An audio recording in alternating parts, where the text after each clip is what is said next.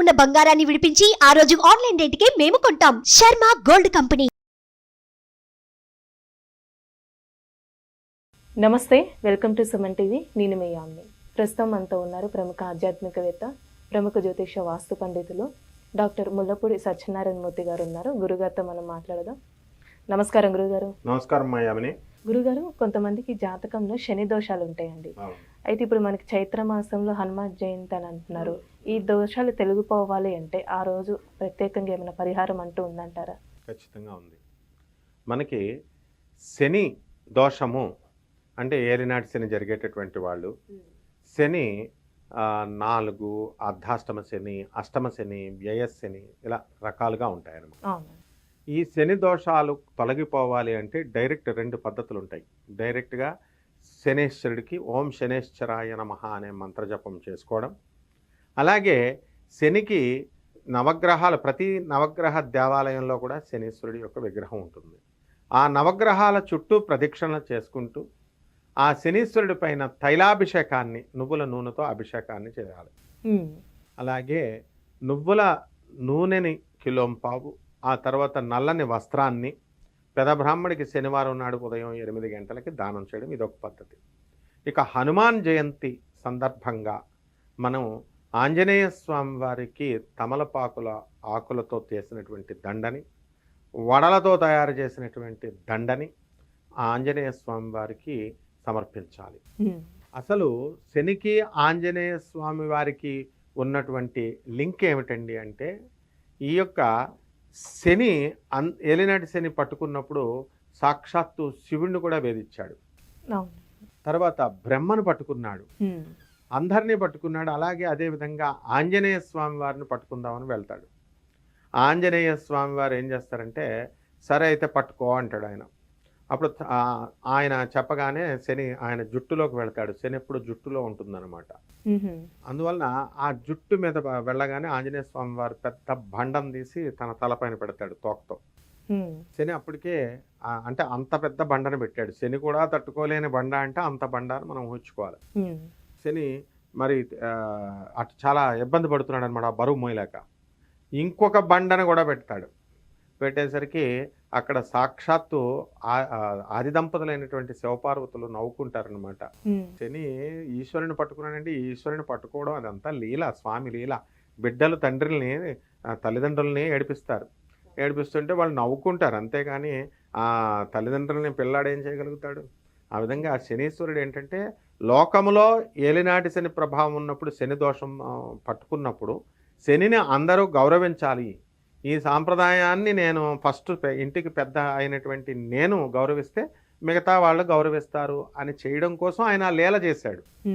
అంటే ఒక మర్రి చెట్టు త్వరలో దాక్కున్నట్టుగా యాక్టింగ్ చేస్తాడు. ఇప్పుడు చిన్నపిల్లలు ఆడుకుంటారు, డాడీ నువ్వు ఎక్కడున్నావు అంటే వెనకాల వెళ్ళి దాక్కుంటాడు తండ్రి సోఫా వెనకాల. నేను పట్టుకున్నా అంటే నేను దొరికిపోయాను కావాలని తండ్రే నేను దొరికిపోయాను అని అంటాడు.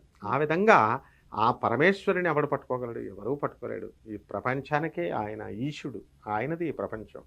సో ఆ లీల అలా చేస్తాడనమాట. అదేవిధంగా ఆంజనేయ స్వామి వారు ఏం చేస్తారంటే, పెద్ద పర్వతాన్నే తెచ్చి తన పైన పెట్టుకుంటాడు ఇప్పుడు అని శివుడు పార్వతితో నవ్వుతాడనమాట. అప్పుడు ఈ శని ఏం చెప్తాడంటే, నాయన హనుమ నన్ను వదిలేసేయి అని చెప్పేసి సరెండర్ అయిపోతాడు. ఇది వాస్తవంగా జరిగిన కథ. అందువలన అప్పుడు నా యొక్క పూర్వాభాద్ర నక్షత్రంలో జన్మించినటువంటి వాళ్ళకి ఆంజనేయ స్వామి పూర్వాభాద్ర నక్షత్రం, అలాగే ఈ పూర్వాషాఢ నక్షత్రంలో పుట్టినటువంటి వాళ్ళని ఈ ఏలినాటి శని దోషం కానీ శని దోషాలు కానీ ఏం చెయ్యం. ఎక్స్క్లూజివ్లీ దిస్ 2 నక్షత్రాలు. ఆ తర్వాత ఈ యొక్క శని తన భక్తులకి, ఆంజనేయ స్వామి వారి యొక్క భక్తుల్ని నేను పట్టుకోను నీ పూజ చేసినట్లయితే అని చెప్పి చక్కగా చెప్తాడు, వరమిస్తాడు. అందువలన ఆ హనుమత్ జయంతి రోజున యథావిధిగా మనం ఆంజనేయ స్వామి వారి యొక్క ఆరాధన చేసుకున్నా సరిపోతుంది.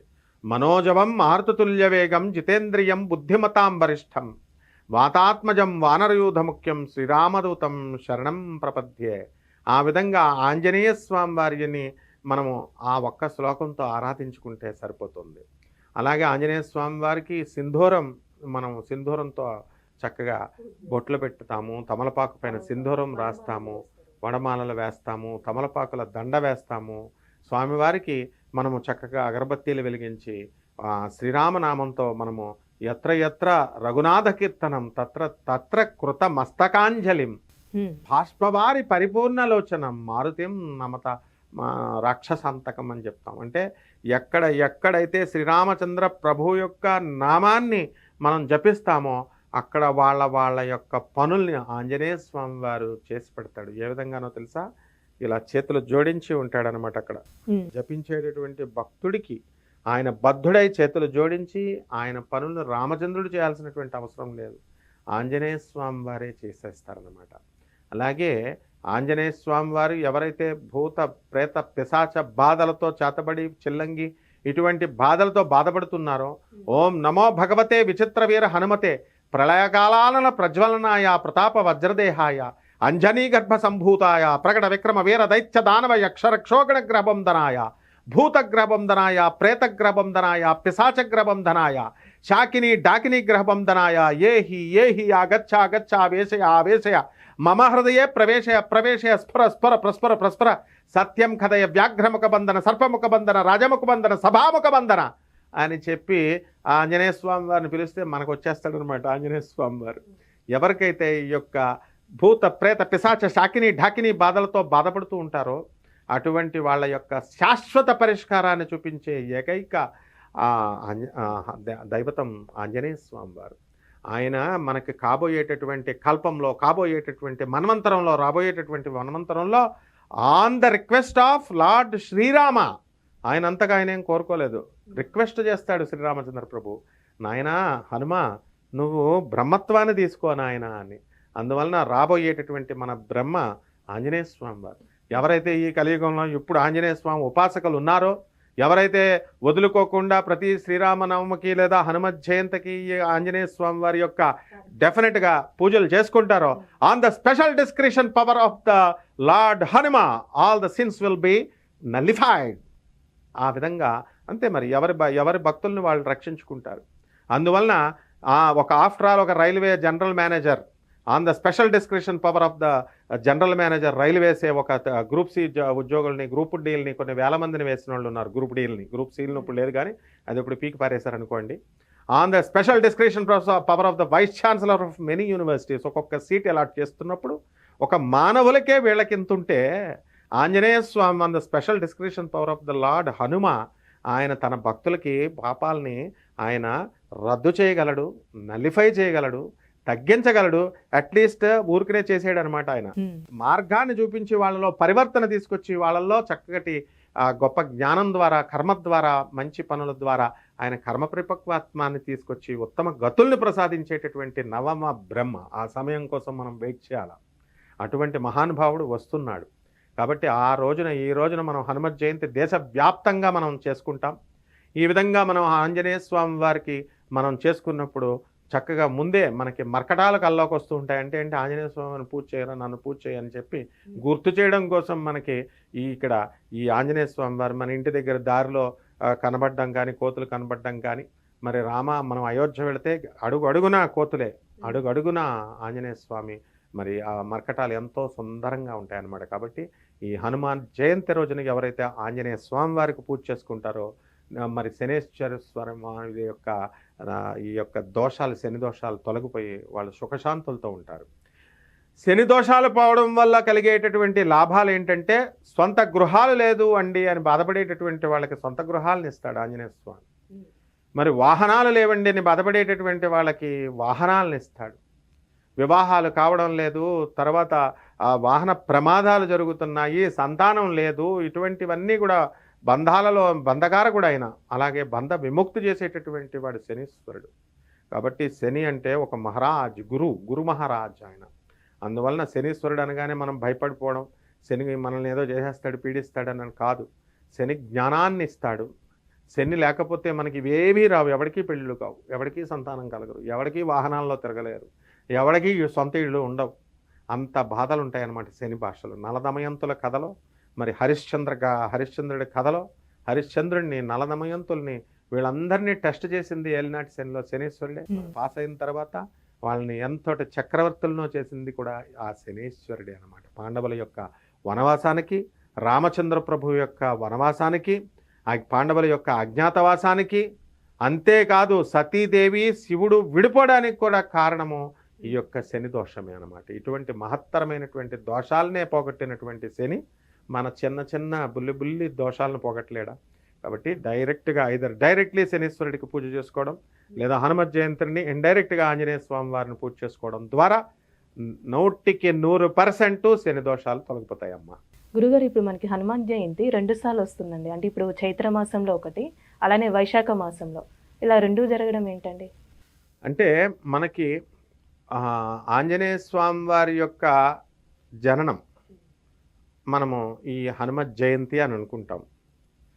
ఇప్పుడు ఒక్కొక్కళ్ళు మనకి lunar system and solar system 2 systems ఉన్నాయి మనకి. సూర్యుడిని ప్రాతిపదికగా తీసుకొని, ఆ తర్వాత చంద్రుని ప్రాతిపదికగా తీసుకొని ప్రాంతీయాల వారీగా ఆచార వ్యవహారాలు వస్తాయన్నమాట. అంటే ఒక కాలం వాళ్ళు, ఒక ఏరియా వాళ్ళు ఒక సాంప్రదాయం, ఇంకొక ఏరియా వాళ్ళు ఇంకొక సాంప్రదాయం. ఆ విధంగా చైత్రమాసంలో మనకి ఈ యొక్క శుక్ల మాసము తర్వాత పౌర్ణమి తిథి రోజున మనకి హనుమత్ జయంతి అనేటటువంటిది వస్తుంది. ఆంజనేయ స్వామి వారు మళ్ళీ చనిపోయి బ్రతికారు కదా, ఆంజనేయ స్వామి వారిని సూర్య బింబం అనుకొని చెప్పి వెళ్ళి మింగైపోతాడు ఆంజనేయ స్వామి. అందువలన వెళ్ళి మింగుతుంటే అది పండు అనుకొని మింగేస్తుంటే రాహువు అడ్డుకుంటాడు, అందరూ అడ్డుకున్నా ఎవరిని లెక్క చేయడు ఆయన. అప్పుడు దేవతల రాజు అయినటువంటి ఇంద్రుడు ఏం చేస్తాడంటే తన వజ్రాయుధంతో ఆంజనేయ స్వామి వారిని కొట్టగానే ఆయన చనిపోయాడు కాబట్టి మళ్ళీ పునర్జీవితుడైనటువంటి రోజు సెకండ్ బర్త్డే వైశాఖ మాసం, ఆ రోజు దశమి రోజున అనమాట. అందువలన అప్పుడు వైశాఖ దశమి రోజున 2వ హనుమత్ జయంతి. అందువలన ప్రాంతాల వారీగా ఆచార వ్యవహారాల ద్వారా ఇమ్మీడియట్ మనకి ఒక సింగిల్ డే లాగా అనిపిస్తుంది. ఎక్కడ ఆంజనేయ స్వామిని దేవతా కాలమానంలో మనము ఇప్పుడు కొట్టాడు, ఒక రోజులో బ్రతికించాడు అనుకుందాం. 1 day = 1 year మనకి. ఇప్పుడు అందుకని మనం సంవత్సరం పిండ ప్రధానాలు, శ్రాద్ధ కర్మలు చేస్తాం. చనిపోయిన వాళ్ళకి 11 రోజులు చేస్తాం. సంవత్సరం ఎందుకు చేస్తామంటే వాళ్ళు చనిపోయిన వాళ్ళు వెళ్తారు కదా, 1 year అంటే 1 day కింద లెక్క. దేవతలు మనకు 1 year అయితే వాళ్ళకి 1 day. అంటే నడిపిస్తూ ఉంటాడు యమభటులు, నడిపిస్తూ ఉంటే ఆ 1 dayలో ఈ 11 రోజుల యాత్ర వాళ్ళు చేస్తూ ఉంటారు. కాబట్టి ప్రొద్దున టిఫిను, మధ్యాహ్నం భోజనం, సాయంత్రం భోజనం ఎలాగైతే ఇక్కడ చక్కగా మనం పెడతామో ఆ విధంగా మనం ఇక్కడ ఆ 11 రోజుల కార్యక్రమాలు ఎలా చేస్తామో అలాగే సంవత్సరానికి ఒక రోజు పెడితే ఒక ఇది అనమాట. అంటే మనకి సంవత్సర కాలంలో అక్కడ అన్ని రోజులు ఆ దేవతా కాలం పరిమాణం బట్టి ఆంజనేయ స్వామి వారి కింద పడిపోయిన తర్వాత ఇంద్రుడి యొక్క వజ్రాయుధంతో ఆ తర్వాత వాయుదేవుడు ఏం చేస్తాడంటే అంజలిదేవి కోపకిస్తుంది. వాయుదేవుడు మొత్తం స్తంభింపజేసేస్తాడు. అందువల్ల అందరూ జీవకోటి అంతా కూడా ప్రాణవాయువు లేక చనిపోయి టపటపా రాలిపోతున్నాం మనం. అప్పుడు త్రిమూర్తులు వచ్చి వాళ్ళు మీటింగ్ పెట్టి తర్వాత ఆ మీటింగ్లో ఒక రెజల్యూషన్ పాస్ చేసి మళ్ళీ ఆంజనేయ స్వామి వారిని బ్రతికించాలి అని చెప్పి ప్రాణాన్ని పోస్తాడు. ఆ విధంగా ప్రాణం పోయిన తర్వాత బ్రతికిన వాళ్ళు 2 దేవుళ్ళు, ఒకడు వినాయకుడు, 2 ఆంజనేయ స్వామి. వాళ్ళిద్దరు కూడా బుద్ధికి మంతులు అనమాట. అందువల్లనే అప్పుడు ఏమిచ్చారు, హనుమ అని ఎందుకు పెట్టారంటే ఆ యొక్క వజ్ర ప్రభావం వలన ఆయన యొక్క బుగ్గలు లావుగా అయిపోయినాయి. అందువలన హనుమ అని అన్నారు. ఒక్కొక్క దేవతలు ఒక్కొక్క వరం స్వామివారికి ఇచ్చారు. ఈ విధంగా పునర్జీవితుడైనటువంటి ఆ కాల పరిమాణం అంత 4 నెలలు మనకు ఆ పరిమాణం. అందుకని చైత్రమాసం నుంచి వైశాఖ మాసం డ్యూరేషన్ 2 సార్లు చేయడం అది రీజన్ అనమాట. అందుకని that is the only reason. చాలా చక్కగా తెలియజేస్తారండి. ధన్యవాదాలు.